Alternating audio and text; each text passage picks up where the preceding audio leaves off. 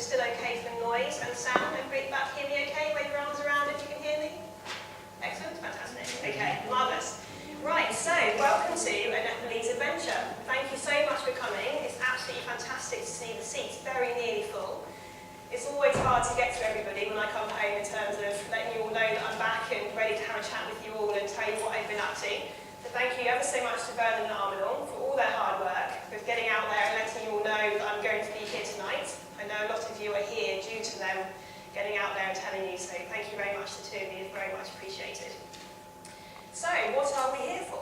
We're here to hear about what I was up to in Nepal when I was out there volunteering as a physiotherapist. So tonight, I'd like to perhaps offer you an insight into Nepalese culture, what it's like to live out there as a British person who's very much used to a Western culture. And therefore, it's really quite a shock to go out to an Eastern culture such as Nepal and to Kathmandu to live there for 5 months. But also just to give you an insight into what some amazing people are doing out there with their work. Not just what I was doing, but what they do all the time. See, I go out there for a few months to help, but there are some really incredible people from Nepal, Nepalese, who live in Kathmandu, who are doing really incredible work, full-time, day in, day out, year in, year out. So it's really to give you an insight into what some amazing people are doing out there and the work that they continue to do full-time. It's also an opportunity for me to let you know my future plans and what I hope to do from now, in terms of very exciting things coming up in the next 18 months with trying to start a new charity out in Nepal. So it all links in nicely with kind of what it's like to live out there, what it's like to volunteer, what some amazing people are doing, and then my future plans. That's going to be the general structure of the talk as we go through. After the talk, there will be an opportunity to ask me some questions, so please don't be shy. If anything comes up whilst you're listening to me talk, just keep it there in your mind, and then fire it at me at the end, and I'll do my best to answer and give you a clear enough idea of what you're looking for. After we finish the talk, you have another opportunity to go and have a look at what we've got on the stalls there behind us. All of the Nepalese goods that are over there were bought mostly in the Bauda area, which I'll introduce in a second and let you know what that's all about.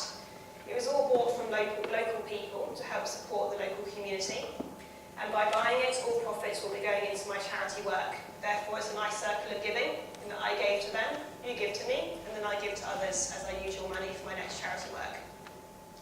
The raffle prizes over there are all begging to be picked up by all you lucky people, so please do buy some tickets. We'll pull them out probably around half an hour after the talk, so please do stick around if you bought any tickets there. We'll also have some lovely, warm, nice, tasty Nepalese food coming out for you. It's been made by the Nepalese restaurant in Winchester. Please do pick up a leaflet if any of you are unfamiliar with that restaurant. They've been very kind to make that for us, and it should be very authentic, nice Nepalese food for you.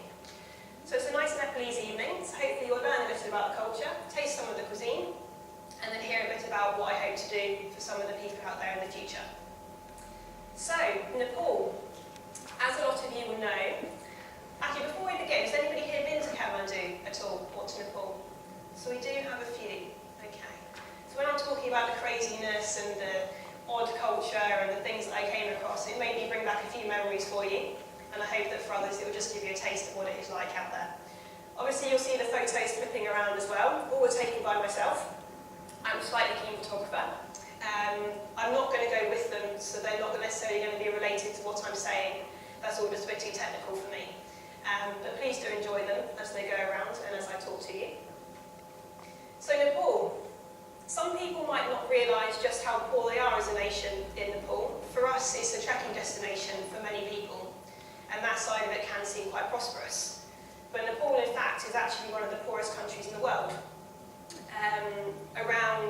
Depending on who you listen to and who you read, and the reports that are out there, usually they say around half live below the poverty line.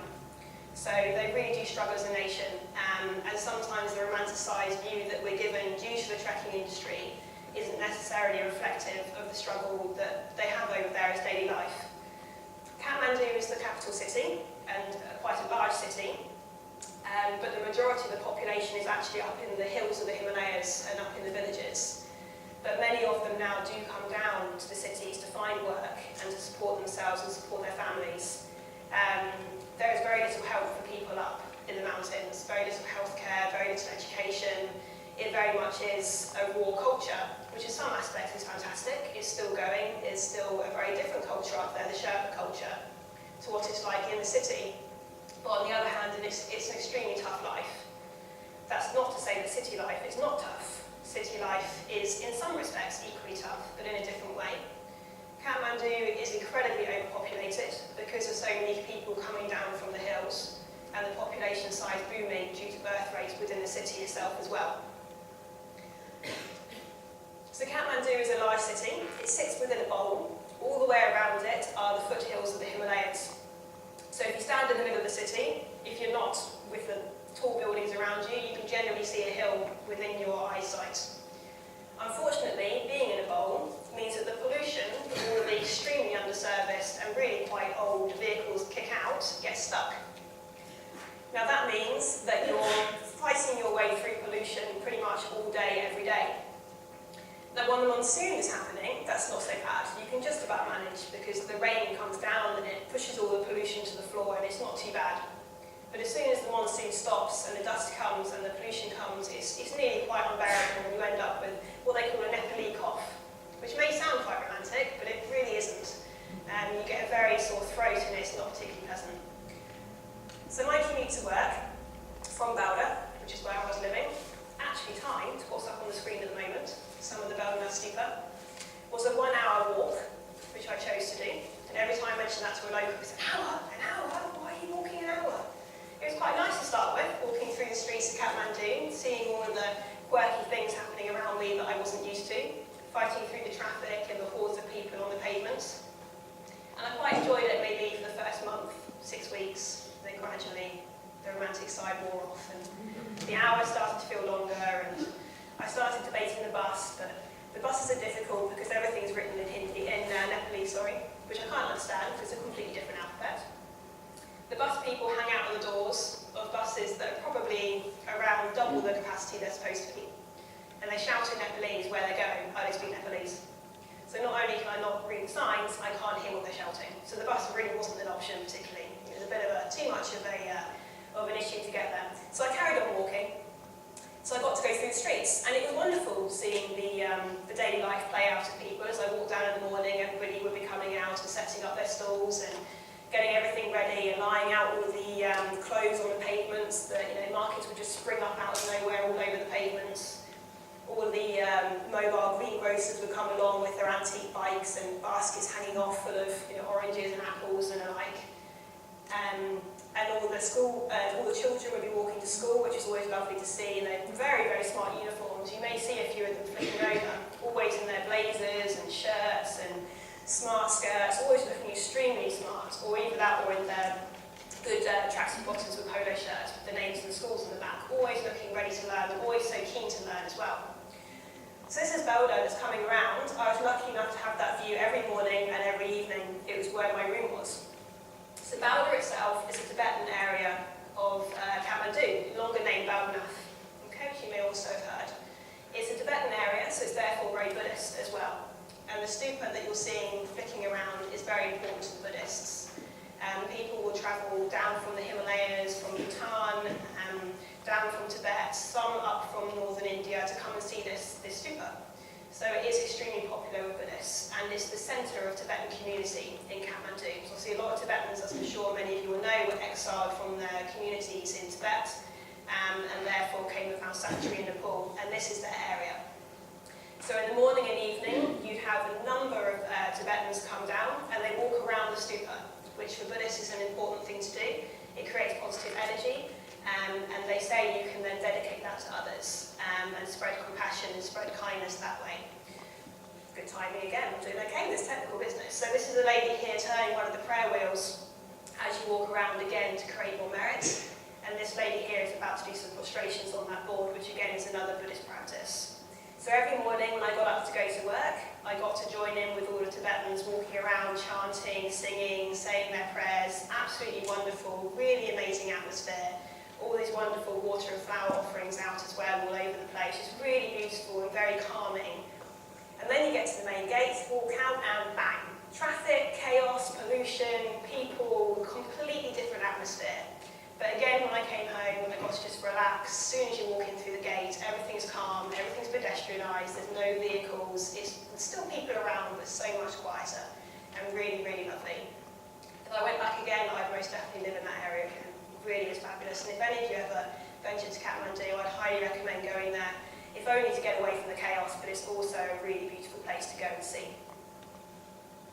So, I was there to volunteer, as I mentioned before. So, 6 days a week, I would go to a school called the Special Education Rehabilitation Centre for Disabled Children. For obvious reasons, I'm going to call it CERC, to save time, but also to stop me from twisting my tongue too often.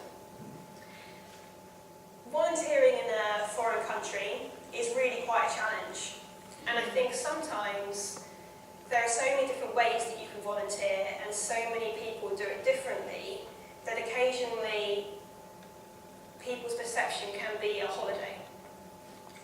People going to places in Asia to help at an elephant orphanage, for example, washing elephants, or something alike that seems like, a lovely thing to do. You add it into your travelling, it becomes a little bit like a holiday. I can assure you all volunteering is not quite like that. I wish it was, but unfortunately it can be extremely hard work, especially in the health field, when obviously there is pressure to help. In countries like Nepal, it really is stripped to the basics. There is very little technological advancement over there. There just isn't the money to buy the equipment. So it's extremely difficult. So for 6 days a week, all the Nepalese work 6 days. They work extremely hard. They're really hard-working people. They work very long hours each day. Saturday is their day off, and the rest of the week they work long hours. Working at a school, I was lucky enough to get away by around 3:30 each day. With my walk back, I usually arrive back in Bowler maybe by about 5 o'clock. So I did have a bit of downtime, which I think is incredibly important. Because whilst you're out there, not only are you working in a very difficult field, in that it's very technical, working with children is very challenging anyway. Any parents will hear, people will know that, grandparents alike. It can also always be extremely challenging. So you need that downtime, and you need that time to relax. However, when you're there, obviously you are there to work. You may be a volunteer, but you are part of the workforce. There is no going softly with you because you're a volunteer. It's quite the opposite. As soon as you arrive, you're thrown into the mix. People know that you have Western skills, and often in the East, that is seen as far superior to what they have. And often it is, in all honesty. The education system is very limited in the developing world. And often people, in my case, also I'm a physiotherapist, so I'm going to be talking along those lines. And for a lot of people, that education is far superior. So they believe you have so much to offer, and you can give their children or adults so much more than the locals have. And in some extent, you are seen, they put you very high on a pedestal, and it can often feel like they think you're a miracle worker, and that can be pressure in itself. So when you come to a foreign culture, you don't only have the language to contend with, you don't only have the new culture to contend with, which in cases like this is just so different. Everything is different, down to the smallest of things, like the way the buses work, like the way you call a taxi, like not having hot water, or very rarely, like having to use SWAT toilets for any of you who've been in the East, which can take a little while to get used to and to actually figure out how to use. Everything is a challenge, everything is new. The weather, the monsoon, the heat, the cold, everything added up together can be quite overwhelming. And then on top of that, you have a new job. And I'm sure everyone here at some point has started a new job.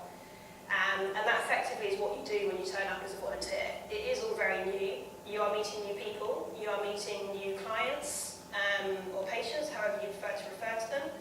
And it's all very full on, it's like a big tidal wave hits you. And it takes a good 4 or 5 weeks to really settle in and get used to everything. In my case, arriving in Kathmandu and working with these incredible children, I hadn't done much paediatric work before. Within physio, you have different areas. So you have the main areas of neurological work with people who've had strokes, children who have cerebral palsy, adults who have motor neurone syndrome, all those sorts of things, Parkinson's, multiple sclerosis, anything neurological with the brain has gone wrong, we can usually help with in some respect, alongside the nurses and doctors. You also have respiratory, so working with people, things like cystic fibrosis, people who can't clear their lungs properly, so people who have pulmonary disease, but also people on intensive care wards. And then we have the usual, which everybody is normally aware we do, like the sports injuries, the back pain, the neck pain, all of these things. So it is a very broad spectrum. And for me, I hadn't done much paediatric work, so it was all very new. So not only had I started a new job, in a new culture, with different languages, it was also a new area of physiotherapy for me to learn on the job, effectively. So that's a little bit of an introduction of what volunteering is like abroad. It is very difficult, it is a challenge, but it's also extremely worthwhile. Some of you here will know, before I got to Nepal, you came to my talk back in July, which I talked to you about my experience in India. So before Nepal, I volunteered in a small clinic in Bodh Gaya in India. And that was a whole other experience. If you wish to talk to me about, you can have a chat with me at the end, that's not a problem. But I won't go too far into detail. But that gave me an idea of what it was like to volunteer in a different culture and the impact that you can have, but also that you're not the hero. You don't go in there to sweep people off their feet and cure them and be this wonderful person. You're very much there to support them in whatever way you can, which often isn't all that much, but to them it's a great deal.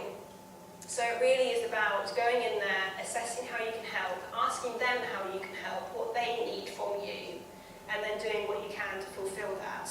It's not about going in there saying, right, I'm going to do this, I'm going to change your department to make this work, because if you're fighting against them, it's not going to work, especially when you don't know the culture. It's a really important thing to know that you work with them, not for them, not against them, or thinking you're better than them. So where did I volunteer? I was lucky enough to volunteer at CERC. Picture's coming up now, just gone through. So CERC do incredible things. They're situated in the northern area of Kathmandu, for anyone who knows the city well enough, in the area called Balewata, which is where all the embassies are. They're just around the corner from the American embassy. They're run by a married couple called Kalpana and Anish, who started the school back in 2009. For a young girl they met in one of the foothills in Kathmandu, one of the hills just outside. There is very little education outside of Kathmandu. The schools aren't particularly well staffed or well run, and they certainly can't look after disabled children. They have no skills, they have no idea of how to handle them, or they don't have the equipment for them to sit in. So disabled children don't tend to go to school in these foothills. So for the families who wish for an education for them, they send them into Kathmandu. Before Kalpana and Anish started CERC, there were very few schools like it in Kathmandu. The majority of disabled children were trapped at home, and they had nowhere to go. Their parents would often have to leave them because they had to go and work, so the children would just be locked indoors. And that really is no life. There's no integration, there's very little understanding, and these children were pretty much shut away. So Kalpana met one of these children, and offered for her to come to Kathmandu and to give her this schooling. And the ball just rolled on from there.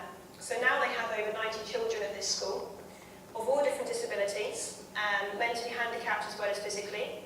So things like autism, Asperger's syndrome, Down syndrome, but also cerebral palsy, paraplegia, and those kinds of physical disabilities as well. I'm just going to grab my iPad over here, because what I'm going to do is just talk you through an example of what they have done for a child at the school before I go through a little bit more about the school, just so you can have a think about what they did for this child. So this is an excerpt from a blog that I write, which I know a few of you have followed, which is fantastic, so it may be familiar for some of you, but for those of you who haven't, it's just a really good idea of what they've done for this one child and gives you an idea of the impact that they can have.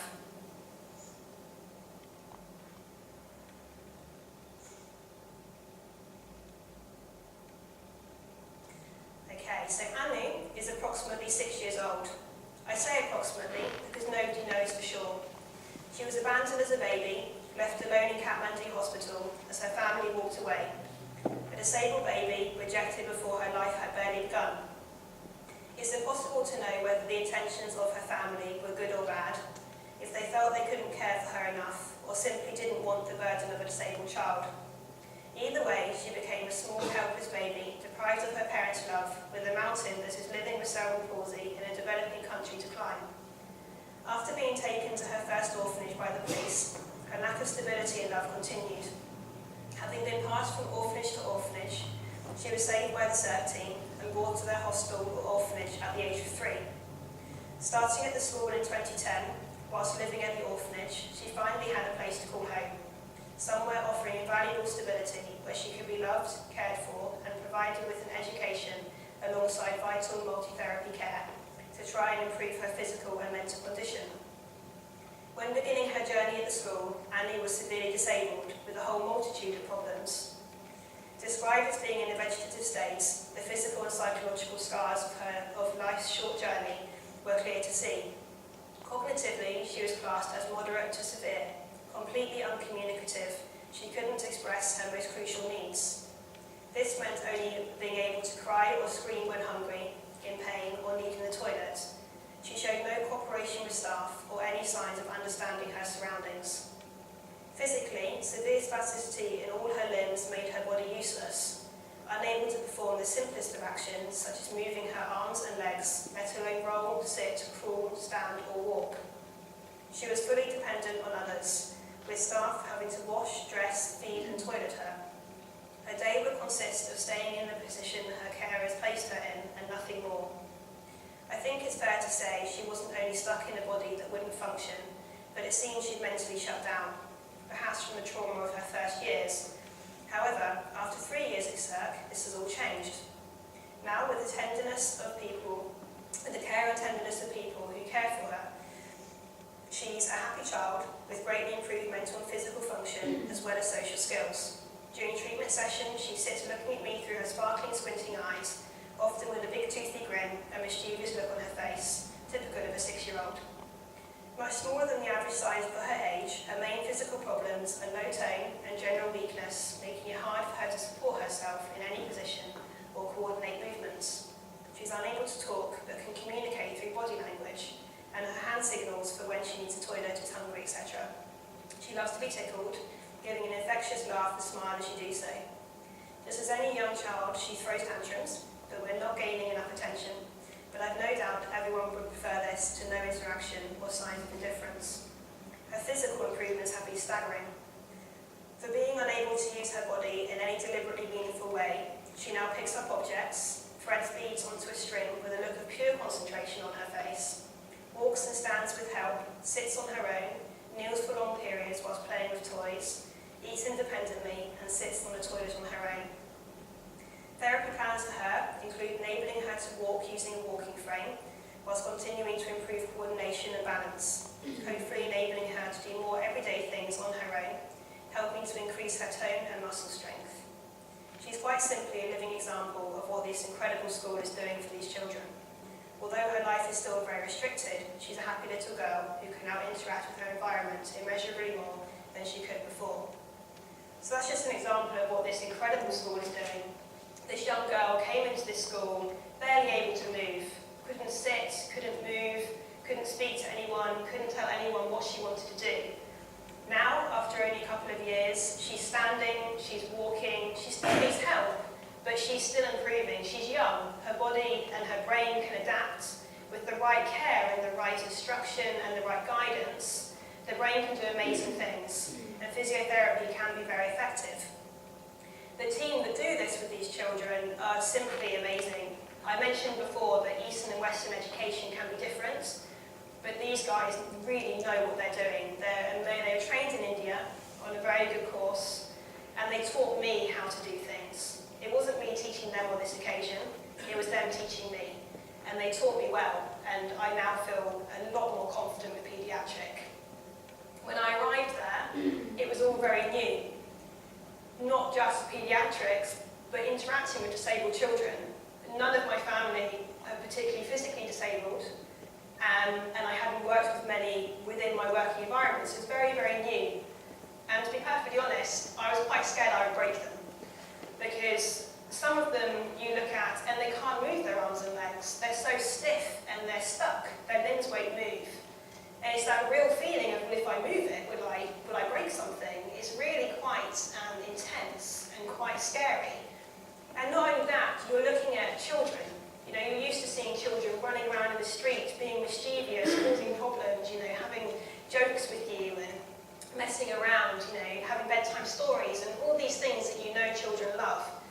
And yet these children, a lot of them can't do that.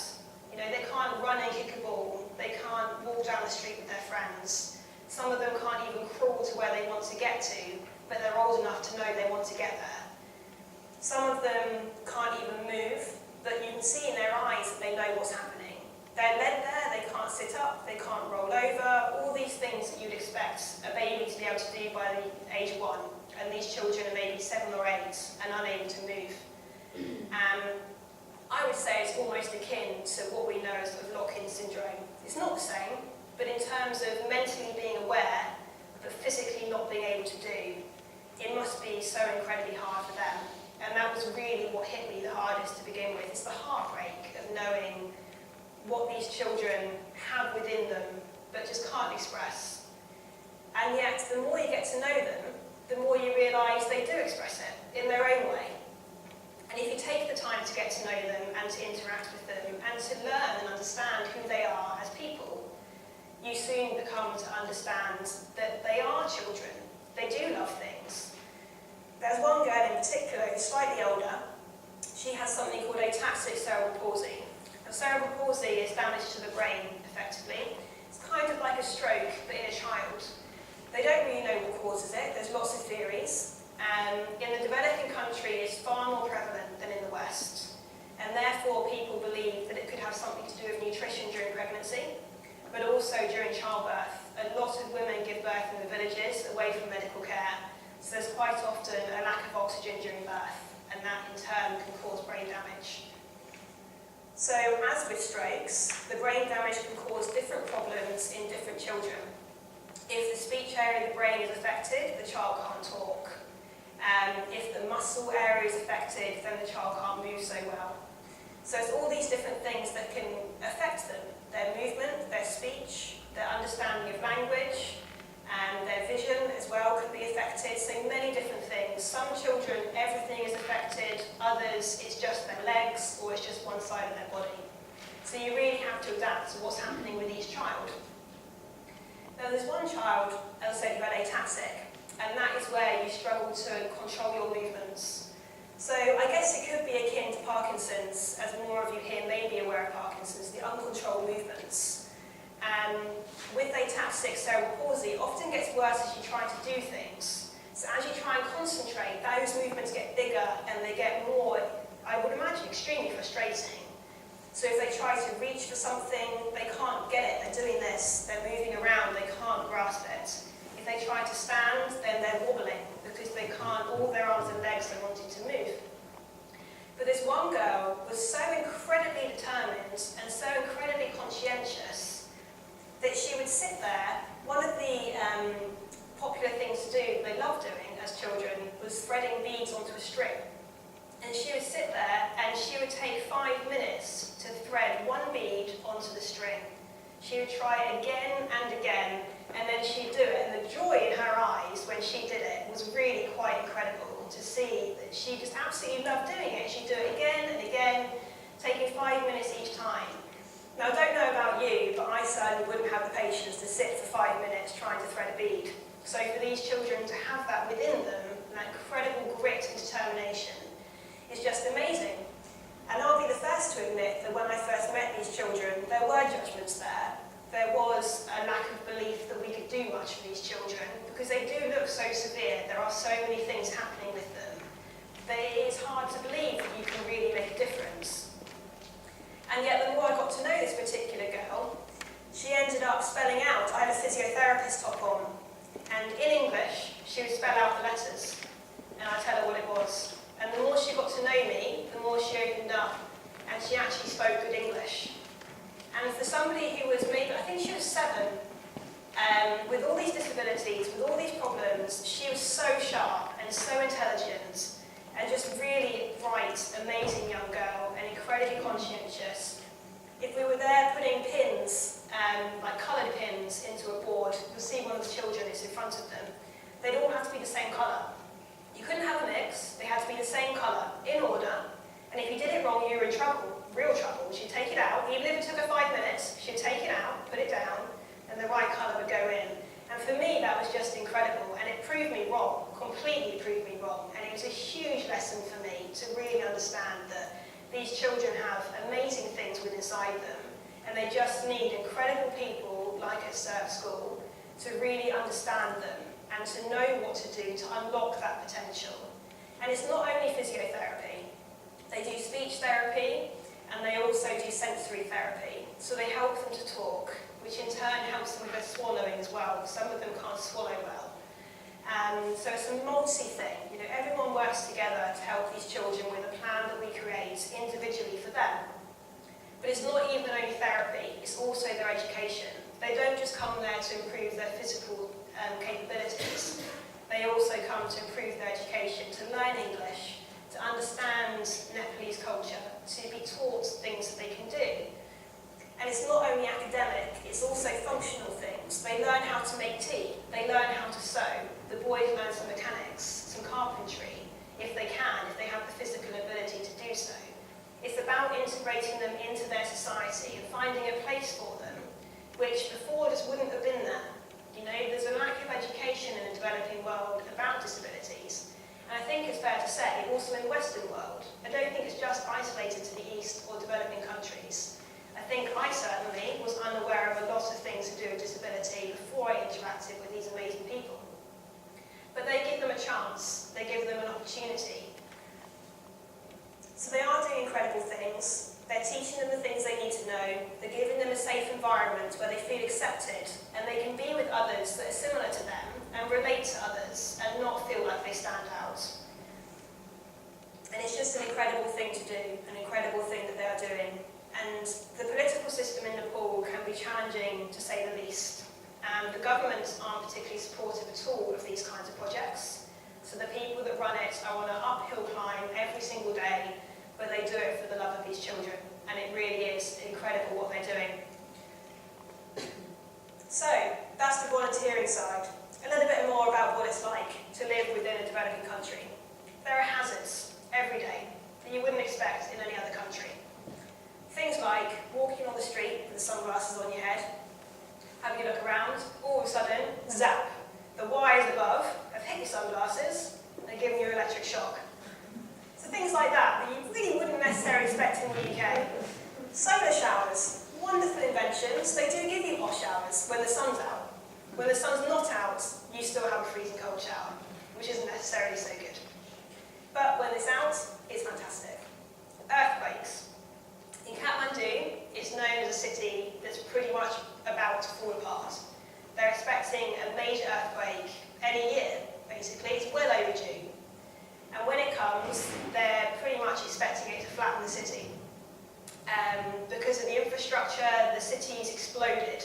It's gone from the traditional Nuari architecture in the middle, and it's just gone out in an urban sprawl, much like some of the places here that you see, like Winchester with this lovely historic centre, and then as you go out, it's all the, estates and everything.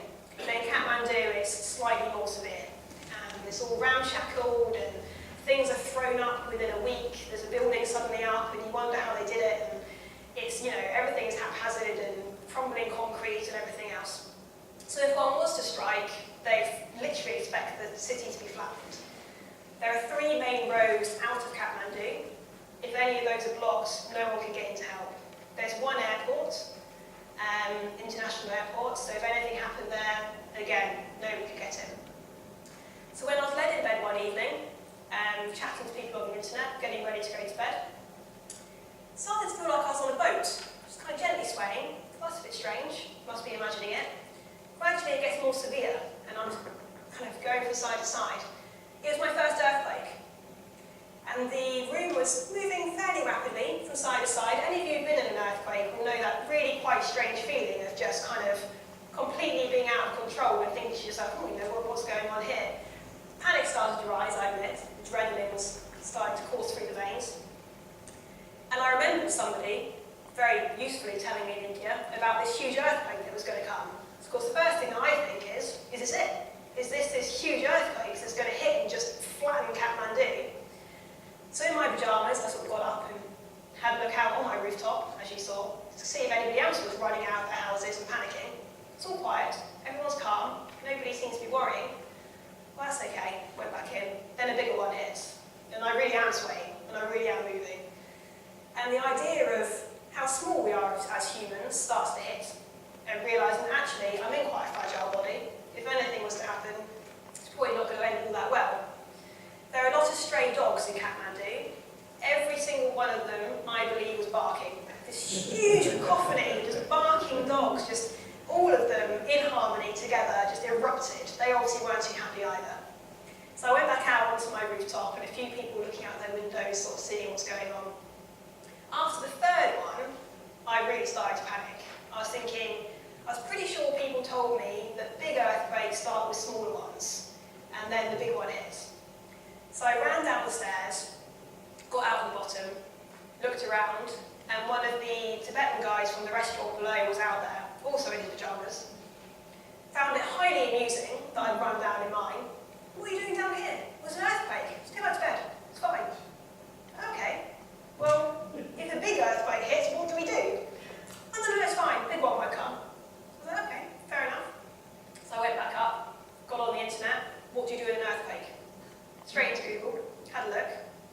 Very usefully, they have different rules for the East and the West. In developing countries, they say, stay indoors. It's fine, the building won't come down. They're pretty well built, nothing to worry about. Just get underneath something if you can. For a developing world, they say, get out, just get out. The building will come down, just get out of the building, just get as far away from it as you can. But if buildings are close together, you stay indoors, because they're just going to come in on you. So really, there's no good option. You're either going to stay indoors and go down with the thing, or you're going to go outdoors and get squashed by them as they come down. So by this point, I think, well, what do I do? Do I just stay in here and wait and see if the big one comes? Nobody else seems to be bothered enough to leave the building. So I start surveying my room, thinking, what am I going to hide under? What in here will actually hold up if this thing goes down? So there's a desk, which is relatively sturdy, but probably not all that much. There's a bed, which would probably take a while to squeeze underneath because it's quite low to the ground. And there's also a chair, but I think that probably won't be a good option, and a wardrobe. So in the end, I decided that the desk is probably the best option, so I got the chair out of the way, cleared everything to the evacuation route if it was needed. Luckily, it didn't come. As you probably would know, it would have hit the news, so you know the end of the story anyway. But it was a little bit of a wake-up, and a little bit of, life can end any second, and it is worth making the most of it when we're still here. And it really made me realise, like I said, just how small we are as people. I think as humans, we often get this conception that we're indestructible. We have this intelligence, we have these amazing bodies, we have the intelligence to create all these things around us to protect us. But ultimately, nature rules. If it wants to do something, as we see with all these natural disasters that are around, it will do. And we really don't have a lot that we can do against it. All night there were aftershocks, and I gently swayed in my bed, getting slightly concerned. But it did settle down, and it was fine. So there are always things that challenge you when you're in foreign countries, whether it's cold showers or earthquakes, slightly unusual perhaps, or getting electric shocks as you walk along the road. There's always things around that are going to just test you every day, just kind of make you looking out for things, whether it's walking past an open-air butcher's as they quite happily skin goats or skin a buffalo in front of you as you walk past, which usually in the UK is done slightly more discreetly behind the door. In Nepal, it's just straight out on the pavement, get in there with a knife, and there's no hiding things with the guts around and the dogs, stray dogs sat there waiting for their fill with the entrees and everything else.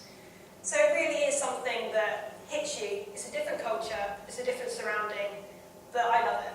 It's what I love to do. It's a challenge every day. There's something new to look into, something to wake you up and to challenge you, and to remind you that you're here to live life, So these ones flipping around at the moment are Kopar Monastery. I was lucky enough, at the end of my volunteering, to be able to go to the monastery and to have a course in Buddhism, which in Nepal is the second religion. The major one is Hinduism, and the majority of Nepalese are Hindu. But as I said, the Tibetan area is very dominantly Buddhist, and up in the mountains is also Buddhist. So these are the monastery that's flicking around. Every year, a number of Western people descend on this monastery to learn about Buddhist philosophy and to learn about meditation and to practice and see how they find it. It's grown and grown and grown over the years, and for pretty much the rest of the year, the monks that reside here have a very calm existence. They do their practice within the community, and the young monks go to school and learn. And there are approximately 350 monks that live there and practice there. And they have a very calm existence. You're right up on a hill. There is a sunrise photo going around, and you can see the view of Kathmandu below. That is from the monastery. So you get a great, pretty much 360-degree view of Kathmandu Valley from up there. So you get to look down at the pollution, and you see all of the dust below, and you're up in the nice clean air, which is actually quite refreshing. So you get to remember the chaos that's down there, and the people and the cars, but you're up in a really nice, peaceful environment, which is a really nice place just to go and relax. Even if you're not religious, if you're not Buddhist, if you're not interested in those things, it's still a great place to go and just unwind, just relax.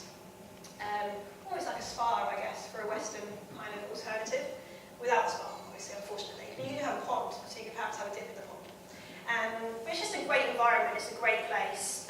You get to watch the monks doing their chants, doing their daily practices, and it's very melodic, it's very calming and soothing, almost hypnotising, hearing them saying their chants again and again.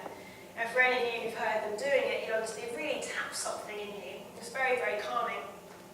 So that's what they do for most of the year. And then once a year, all these Westerners descend on their monastery. And they all come to try and understand maybe a little bit more about themselves. It's almost like a psychology crash course in a way. Buddhist philosophy can be very psychological. It's all about understanding your mind and how you interact with the world and how you can change that to perhaps become a kinder or more compassionate, calmer person. And I think a lot of people, when you say Buddhism, they do tend to think of calm and people who are generally less flustered, and it's hard to annoy them or it's hard to get them riled up. They do have these ways of just keeping themselves calm. So on the course, you're encouraged, as I said, to look into your mind. So 350 people descended on the monastery, one of which was me, anticipating it being extremely tough, but also looking forward to the challenge that it was going to bring. Many people have already done courses, so they understand what it's about, and that it is going to push you, quite often to the limit, and some people do break. Some people it is to the point of, it's so challenging that to get past whatever you have in your history or whatever is there, it really stares you in the face. But most people come away saying that it's a life-changing event. And a lot of people go back and do it again. There are people there for their 4th or 5th years. So what do you do on the course? Well, each day is a pretty rigorous schedule. You get up at 5 in the morning, 4:45 in the morning. You go into what we call prostrations, which is like a movement onto the floor. And for those of you who go to the gym or have done so in the past or know aerobics, it's like a burpee. So you get flat onto the floor and then you come back up. It's actually very good exercise. And when you're stuck on a hill for a month, unable to leave, it's kind of the only source of exercise. So many people did go to that in the morning. Following that is tea, which everyone always appreciates. Many of them were British, so there you go. And then amazing views of the sunrise. As you can see, one of them does come around with the sunrise view. And we'd all stand there in like a semicircle, just looking out with the incredible view. The crisp air, cold morning air, as the sun comes up. Following that is the first meditation session of the day. So you all sit there attempting to meditate. But as they very usefully called it, it's distraction meditation. So rather than calming your mind, you're just constantly trying to stop it being distracted. You're bringing it back to what you're trying to do. Every second, you're bringing it back, bringing it back. So we do that for maybe 45 minutes, and then it's breakfast. So you've already been up for maybe 2.5 hours thinking about food, dreaming about food, and then you're finally getting food. But with 350 people all going for food, sometimes it's 20-minute wait as you stand in line, trying to be patient, trying to practice what they teach you, and just, waiting for your food. After breakfast, it's into some teachings for 2 hours, and then you come out, have lunch. You do then have a bit of a break, which is extremely welcome, because at that point in the day, the solar showers are hot. So you wait patiently, and then it's a case of being strategic to try and get into one of the showers that's shared by approximately 20 or 25 people.